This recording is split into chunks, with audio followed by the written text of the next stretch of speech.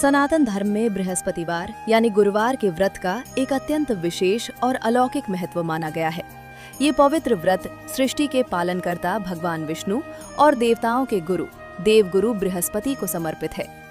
ज्योतिष शास्त्र और धार्मिक मान्यताओं के अनुसार जो भी मनुष्य इस व्रत को पूर्ण श्रद्धा, शुद्ध मन और नियम के साथ करता है, उसके जीवन से अज्ञानता का अंधकार हमेशा के लिए समाप्त हो जाता है और उसे ज्ञान, बुद्धि, सुख, समृद्धि तथा दीर्घायु की प्राप्ति होती है। देवगुरु बृहस्पति की कृपा से वैवाहिक जीवन के सारे क्लेश दूर हो जाते हैं, व्यापार और नौकरी में उन्नति के मार्ग खुलते हैं और घर में साक्षात माता लक्ष्मी का वास होता है। इस व्रत की महिमा इतनी अपार है कि इसके प्रभाव से बड़ा दुर्भाग्य भी सौभाग्य में बदल जाता है। गुरुवार के दिन पीले रंग का विशेष महत्व होता है, जिसमें पीले वस्त्र धारण करना, पीले फल, चने की दाल और मुनक्के से भगवान का पूजन करना और पीला भोजन ग्रहण करना शामिल है। इस पावन व्रत की फलश्रुति तभी पूर्ण होती है जब एकाग्र चित्त होकर इसकी प्राचीन और चमत्कारी पौराणिक कथाओं का श्रवण या वाचन करें। प्राचीन काल की बात है। भारतवर्ष में एक अत्यंत प्रतापी, पराक्रमी और परम दानी राजा राज किया करता था। वो राजा इतना दयालु था कि प्रतिदिन सुबह उठकर सबसे पहले दीन दुखियों, गरीबों और विद्वान ब्राह्मणों की सहायता करता था। उसके दरबार से कभी कोई याचक खाली हाथ नहीं लौटता था। राजा हर दिन दिल खोलकर दान पुण्य करता था, परंतु ये परोपकारी स्वभाव उसकी रानी को बिल्कुल भी अच्छा नहीं लगता था। रानी स्वभाव से अत्यंत कंजूस, आलसी और अधार्मिक थी। वो ना तो स्वयं कभी किसी को एक दाना दान में देती थी और ना ही भगवान की पूजा पाठ में उसका मन लगता था। वो हमेशा राजा को भी दान पुण्य करने से रोकती थी और बात बात पर झगड़ा करती थी। एक बार की बात है, राजा शिकार खेलने के लिए घने वन की ओर गए हुए थे और महल में केवल रानी और उनकी वफादार दासी ही उपस्थित थीं। ठीक उसी समय स्वयं देवगुरु बृहस्पति एक परम तेजस्वी साधु का वेश धारण करके राजा के महल के मुख्य द्वार पर भिक्षा मांगने के लिए पधारे। साधु बाबा ने जैसे ही भिक्षा की अलख जगाई, रानी बाहर आई और उसने भिक्षा देने से साफ मना कर दिया।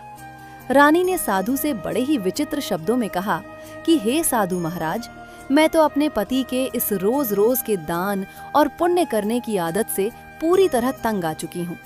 मेरा पति सारा धन गरीबों में लुटाता रहता है, जिससे मेरी सुख शांति छिन गई है। अब तो मेरी बस यही इच्छा है कि हमारा ये सारा धन, वैभव, राजपाट सब कुछ पूरी तरह नष्ट हो जाए, ताकि ना रहेगा बांस और ना बजेगी बांसुरी और मुझे इस रोज रोज के झंझट से मुक्ति मिल जाए। साधु के रूप में खड़े बृहस्पति देव रानी की ये बात सुनकर अत्यंत आश्चर्यचकित रह गए। उन्होंने रानी को समझाते हुए कहा कि देवी, तुम अत्यंत विचित्र स्त्री हो। इस संसार में संतान और धन संपत्ति की कामना तो पापी से पापी मनुष्य भी करता है। पुत्र और लक्ष्मी तो ईश्वर का आशीर्वाद है, जो जीवन को सुखी बनाते हैं। यदि तुम्हारे पास आवश्यकता से अधिक धन है तो तुम्हें भूखे मनुष्यों के लिए अन्न क्षेत्र खुलवाना चाहिए, प्यासों के लिए कुएं और प्याऊ लगवाने चाहिए, राहगीरों के लिए धर्मशालाएं बनवानी चाहिए और निर्धन कन्याओं का विवाह संपन्न कराना चाहिए। ऐसे परोपकारी कार्य करने से तुम्हारा यश इस लोक में भी फैलेगा और परलोक में भी तुम्हें उत्तम स्थान प्राप्त होगा। परंतु रानी के मतिभ्रम पर इन ज्ञान भरी बातों का कोई प्रभाव नहीं पड़ा। उसने झल्लाते हुए कहा कि महाराज, आप मुझे ज्ञान न दें। मुझे ऐसे धन की कोई आवश्यकता नहीं है जिसे मैं दूसरों में बांटती फिरूं। आप मुझे बस कोई ऐसा उपाय बताएं जिससे यह सारा धन समाप्त हो जाए। रानी की ऐसी जिद देखकर साधु बाबा ने कहा कि यदि तुम्हारी यही तीव्र इच्छा है तो ऐसा ही होगा।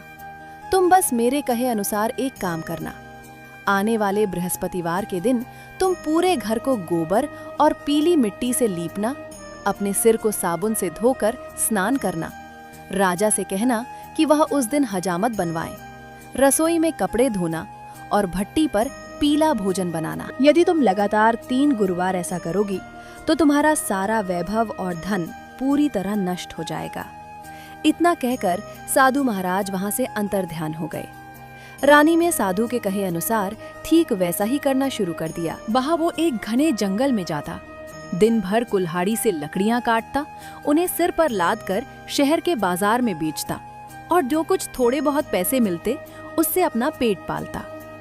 इधर राजा के जाते ही महल में रानी और दासी की हालत और भी खराब हो गई। एक समय ऐसा आया जब दोनों को लगातार 7 दिनों तक बिना भोजन के भूखे रहना पड़ा।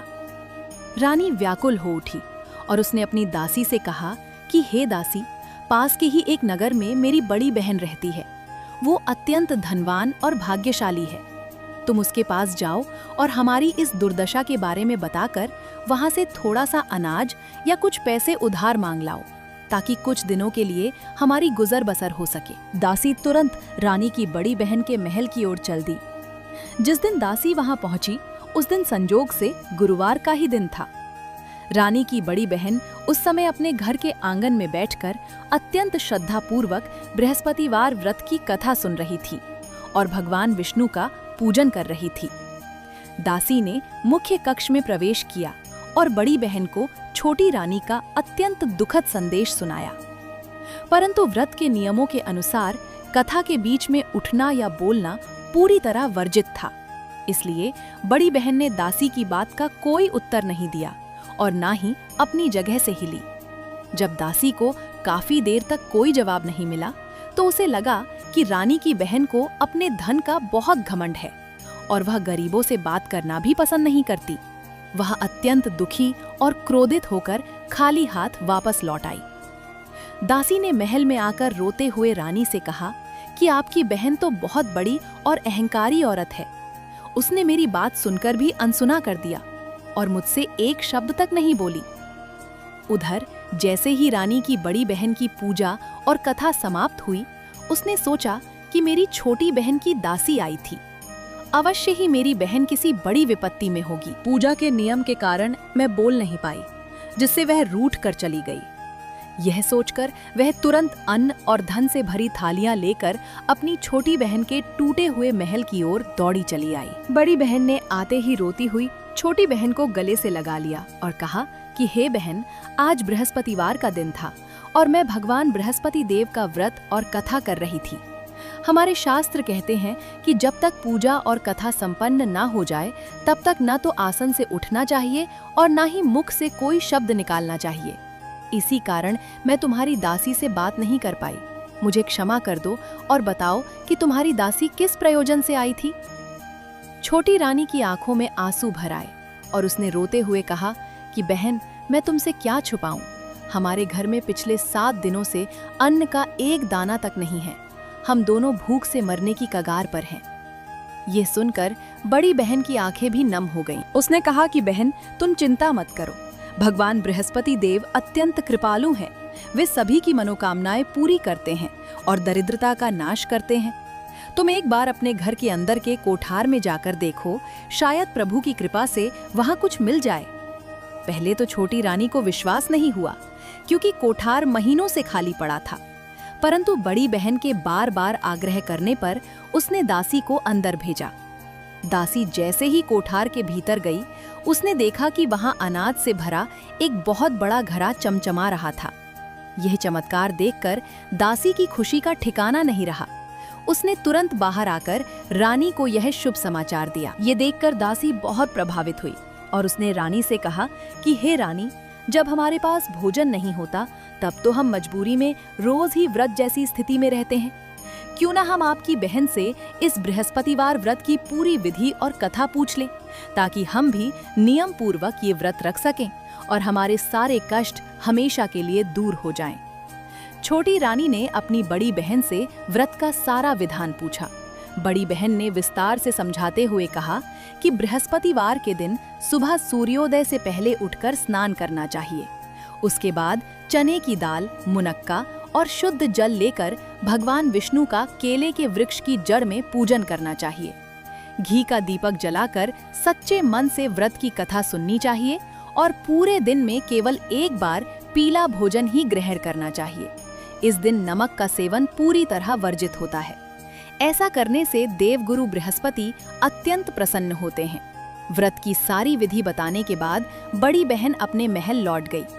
7 दिनों के बाद जब अगला गुरुवार आया तो छोटी रानी और दासी ने पूरी श्रद्धा के साथ व्रत का संकल्प लिया। वे गुड़साल में जाकर कहीं से थोड़ा सा चना और गुड़ मांग लाईं और केले की जड़ में भगवान का विधि विधान से पूजन किया। परंतु अब उनके सामने ये समस्या थी कि वे पीला भोजन कहाँ से लाएं, क्योंकि घर में पीला अन्न बनाने के लिए कोई साधन नहीं था। दोनों अत्यंत दुखी मन से भगवान का ध्यान करने लगीं। उनकी सच्ची भक्ति और कठिन परिस्थिति को देखकर साक्षात बृहस्पति देव का हृदय द्रवित हो उठा। वे एक अत्यंत साधारण ब्राह्मण का रूप धारण कर अपने दोनों हाथों में सुंदर स्वादिष्ट पीले व्यंजनों से भरी 2 थालियां लेकर प्रकट हुए और उन्होंने वह भोजन दासी को सौंप दिया। भोजन पाकर दासी और रानी अत्यंत तृप्त हुईं और उन्होंने भगवान का कोटि कोटि धन्यवाद किया। इसके बाद वे हर गुरुवार को अटूट श्रद्धा से व्रत रखने लगीं और धीरे धीरे उनके घर में पहले से भी अधिक धन संपत्ति और वैभव वापस आ गया। जब धन वापस आ गया तो छोटी रानी के भीतर फिर से वही पुराना आलस्य और घमंड पनपने लगा। वो फिर से पूजा पाठ में ढिलाई करने लगी। ये देखकर बुद्धिमान दासी ने उसे टोकते हुए कहा कि हे रानी, तुम पहले भी इसी तरह का आलस्य करती थी और तुम्हें धन को संभाल कर रखने में कष्ट होता था, जिसके कारण हमारा सब कुछ नष्ट हो गया था। अब भगवान बृहस्पति देव की असीम अनुकंपा से हमें ये दोबारा वैभव मिला है, तो तुम फिर से वही भूल दोहरा रही हो। हमें बड़ी मुसीबतों और भूखे दिनों को देखने के बाद ये सुख मिला है, इसलिए हमें इस धन का उपयोग अहंकारी होने में नहीं बल्कि शुभ कार्यों में करना चाहिए। तुम्हें प्रतिदिन भूखे मनुष्यों को भोजन कराना चाहिए, प्यासों के लिए पानी की व्यवस्था करनी चाहिए और ब्राह्मणों को दान देना चाहिए। धन को परोपकार में खर्च करने से ही कुल का यश बढ़ता है, पितर प्रसन्न होते हैं और अंत में स्वर्ग की प्राप्ति होती है। दासी की ये ज्ञानमयी बात रानी के दिल में उतर गई। उसने अपने अहंकार को त्याग दिया और अपना सारा जीवन शुभ कार्यों और दान पुण्य में समर्पित कर दिया, जिससे पूरे नगर में उसकी कीर्ति फैल गई। मैं एक बदनसीब राजा हूँ जिसका सब कुछ छिन गया है। इतना कहकर राजा फिर से फफक फफक कर रोने लगा और उसने अपनी पूरी कहानी साधु को सुना दी। साधु महाराज ने राजा के सिर पर हाथ रखा और कहा कि हे राजन, तुम्हारी ये दुर्दशा इसलिए हुई है क्योंकि तुम्हारी पत्नी ने अपने महल में साक्षात बृहस्पति देव भगवान का घोर निरादर किया था और दान देने से मना किया था, जिसके कारण देवगुरु तुमसे रुष्ट हो गए थे। परंतु अब तुम चिंता मत करो, तुम्हारे दुखों के दिन अब समाप्त होने वाले हैं। तुम मेरे कहे अनुसार प्रत्येक बृहस्पतिवार को नियम पूर्वक देवगुरु बृहस्पति का व्रत करना और उनकी पावन कथा सुनना। पूजा के लिए तुम बाजार से केवल 2 पैसे के चने और मुनक्का ले आना। शुद्ध जल के एक लोटे में थोड़ी सी शक्कर मिलाकर भगवान का अमृत तैयार करना। पूजा और कथा के समाप्त होने पर उस प्रसाद और अमृत को अपने परिवार और कथा सुनने वाले सभी भक्तों में बांट देना और अंत में स्वयं भी उसे ग्रहण करना। ऐसा करने से भगवान विष्णु और बृहस्पति देव तुम्हारे सारे कष्टों को पल भर में हर लेंगे और तुम्हें पहले से भी कई गुना अधिक धन और सुख प्रदान करेंगे। साधु की बात सुनकर लकड़हारा राजा अत्यंत उदास मन से बोला कि हे प्रभु, मुझे दिन भर लकड़ी बेचकर इतना पैसा भी नहीं मिल पाता कि मैं भरपेट भोजन कर सकूं। मेरी पत्नी और दासी परदेश में न जाने किस हाल में होंगी। मेरे पास तो उनकी खबर मंगाने के लिए भी 1 पैसा नहीं है। ऐसे में मैं पूजा की सामग्री के लिए पैसे कहाँ से बचा पाऊंगा। साधु बाबा ने मुस्कुराते हुए राजा से कहा कि हे राजन, तुम मन में किसी प्रकार का संशय या चिंता मत रखो। आने वाले बृहस्पतिवार के दिन जब तुम रोजाना की तरह लकड़ियां लेकर शहर की बाजार में जाओगे तो तुम्हें रोज की तुलना में 2 गुना धन प्राप्त होगा। उससे तुम न केवल अपने लिए भरपेट भोजन खरीद सकोगे बल्कि भगवान की पूजा का सारा सामान भी आसानी से आ जाएगा। राजा को ढांढस बंधाने के लिए साधु महाराज ने वहीं बैठकर उसे एक और प्राचीन कथा सुनानी शुरू की, जो कि बृहस्पतिवार व्रत की दूसरी अत्यंत पवित्र कहानी है। साधु बाबा ने कहा कि हे राजन, प्राचीन काल में एक अत्यंत निर्धन ब्राह्मण रहा करता था। उसकी कोई संतान नहीं थी, जिसके कारण वह बहुत दुखी रहता था।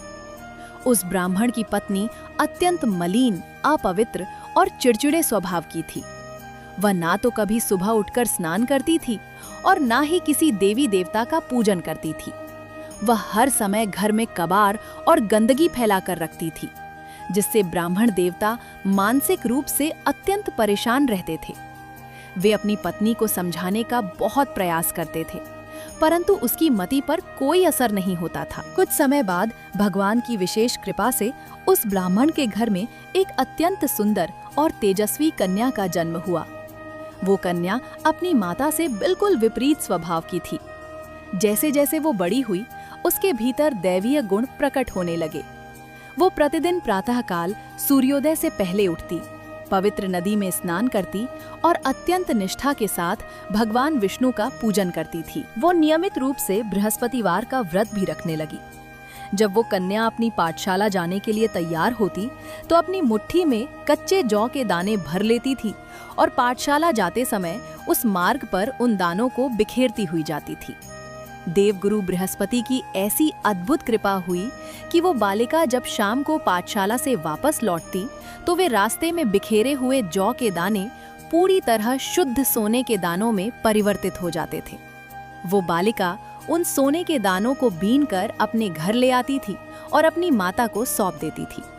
एक दिन की बात है, वो बालिका अपने घर के आंगन में बैठकर एक साधारण सूप से उन सोने के जौ के दानों को फटक कर साफ कर रही थी।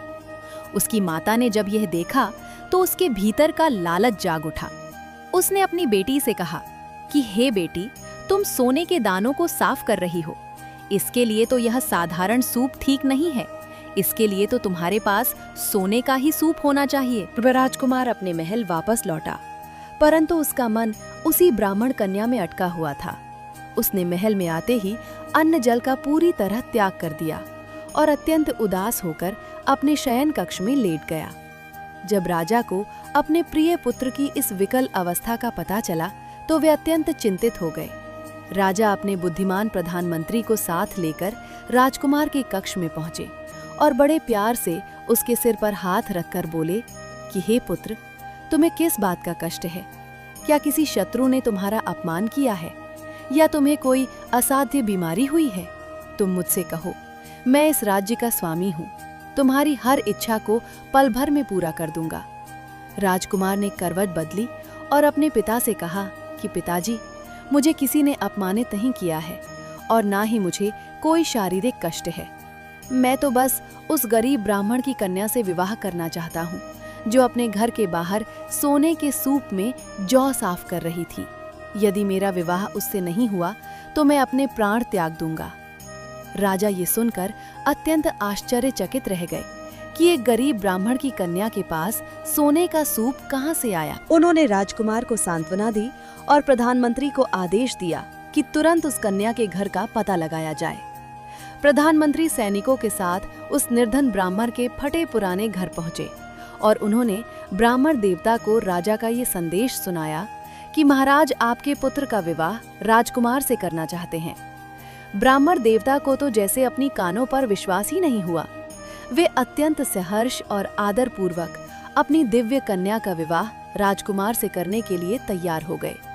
अत्यंत धूमधाम और वैदिक विधि विधान से ब्राह्मण की कन्या का विवाह राजकुमार के साथ संपन्न हुआ और वो विदा होकर राजमहल चली गईं। परंतु नियति का खेल देखिए, जैसे ही वो लक्ष्मी स्वरूपा कन्या उस गरीब ब्राह्मण के घर से विदा हुई, वैसे ही उस घर से सारी बरकत चली गई और पहले की तरह घोर दरिद्रता ने वहां अपने पैर पसार लिए। अब तो स्थिति ऐसी हो गई कि ब्राह्मण और उसकी पत्नी को 2 वक्त के भोजन के लिए भी अन्न का एक दाना बड़ी मुश्किल से नसीब होता था। एक दिन अत्यंत भूखे और लाचार होकर ब्राह्मण देवता अपनी पुत्री से मिलने राजमहल पहुंचे। पुत्री ने जब अपने पूज्य पिता की ऐसी जीर्ण शीर्ण और दुखी अवस्था देखी तो उसकी आंखों में आंसू आ गए। उसने आदर पूर्वक उन्हें बिठाया और अपनी माता का हालचाल पूछा। ब्राह्मण देवता ने रोते हुए अपनी पत्नी की दुष्ट प्रवृत्तियों और घर की घोर गरीबी का सारा हाल कह सुनाया। कन्या का हृदय पसीज गया। उसने अपने कक्ष से बहुत सी स्वर्ण मुद्राएं, उत्तम वस्त्र और मूल्यवान रत्न निकालकर अपने पिता को दिए और उन्हें विदा किया। इस धन से ब्राह्मण का कुछ समय तो सुखपूर्वक बीता, लेकिन उसकी पत्नी ने उस धन का सदुपयोग करने के बजाय उसे व्यर्थ की चीजों में उड़ा दिया और कुछ ही दिनों बाद फिर से वही भुखमरी की स्थिति पैदा हो गई। ब्राह्मण देवता दोबारा अत्यंत लज्जित होकर अपनी पुत्री के पास राजमहल पहुंचे और सारा वृत्तांत कहा। तब उस बुद्धिमान लड़की ने कहा कि पिताजी, इस तरह बार बार धन देने से माताजी की आदत नहीं सुधरेगी और ना ही हमारी गरीबी दूर होगी। आप एक काम कीजिए, आप माताजी को कुछ दिनों के लिए यहीं राजमहल ले आइए। मैं स्वयं उन्हें वह दिव्य विधि बताऊंगी जिससे उनके जीवन की यह दरिद्रता हमेशा के लिए समाप्त हो जाएगी। ब्राह्मण देवता अपनी पत्नी को साथ लेकर राजमहल पहुंचे। बेटी ने अपनी माता को अत्यंत प्रेम पूर्वक पास बिठाया और समझाया कि हे माँ, तुम प्रातः काल ब्रह्म मुहूर्त में उठा करो। सबसे पहले पवित्र जल से स्नान करके साफ वस्त्र धारण किया करो और फिर भगवान विष्णु और देवगुरु बृहस्पति का पूजन किया करो। प्रत्येक बृहस्पतिवार को अन्न का त्याग करके व्रत रखा करो और उसकी कथा पढ़ा या सुना करो। ऐसा करने से भगवान तुमसे प्रसन्न होंगे और तुम्हारी बुद्धि भी शुद्ध होगी और घर की दरिद्रता भी दूर हो जाएगी। परंतु उस मलिन माता पर अपनी पुत्री के इन पवित्र वचनों का कोई असर नहीं हुआ। वो राजमहल में भी अपनी पुरानी गंदी आदतों से बाज नहीं आई। एक दिन सुबह उसने स्नान भी नहीं किया और अपनी पुत्री के बच्चों यानी अपने नाती पोतों के खाकर छोड़े हुए झूठे भोजन को उठाकर खा लिया। ये देखकर उसकी धार्मिक पुत्री को अत्यंत तीव्र क्रोध आया। उसने अपनी माता को सुधारने के लिए एक कठोर कदम उठाया। उसने एक रात को अपने महल की एक साफ सुथरी कोठरी से सारा सामान बाहर निकलवाया और अपनी माता को जबरन उस कोठरी में बंद कर दिया। अगली सुबह उसने स्वयं अपनी माता को बाहर निकाला, जबरदस्ती उसे पवित्र जल से स्नान कराया, सुंदर पीले वस्त्र पहनाए और अपने सामने बिठाकर भगवान विष्णु का पूजन संपन्न कराया और बृहस्पतिवार व्रत की कथा सुनाई। भगवान की कथा के प्रभाव से और उस पवित्र वातावरण के कारण माता के भीतर के सारे पाप नष्ट हो गए और उसकी बुद्धि पूरी तरह ठीक हो गई। उसके मन का सारा मैल धुल गया। इसके बाद तो वो माता स्वयं नियम पूर्वक प्रत्येक बृहस्पतिवार को व्रत रखने लगी, पवित्रता का ध्यान रखने लगी और विष्णु भगवान का पूजन करने लगी।